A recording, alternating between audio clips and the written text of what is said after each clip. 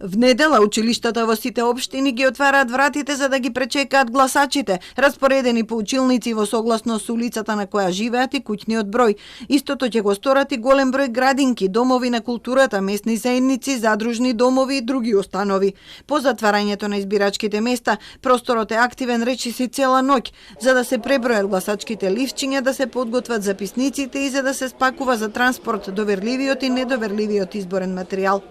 Некаде пред зори, општините ќе треба да ги искористат тие неколку часа до доаѓањето на децата и вработените, за да исчистат и дезинфицираат. ДИК го побара тоа од нив.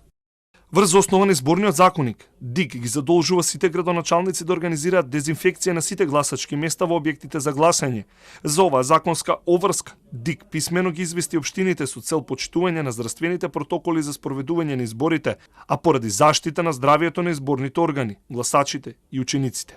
Министерствата за образование и за труд и социјала сметаат дека општините треба да ги преземат сите обврски за враќање на згрижувачките и образовните објекти во хигиенски и здравствено безбедна кондиција. Наставата продолжува согласно воспоставениот модел, како што продолжува работата во сите други институции. ДИК и општините имаат обврска да организираат дезинфекција на објектите.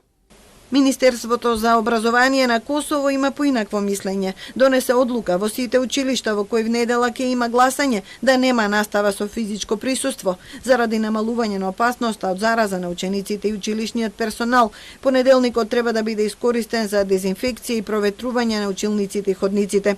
Исто како кај нас, на 17 во Косово се организираат редовни локални избори.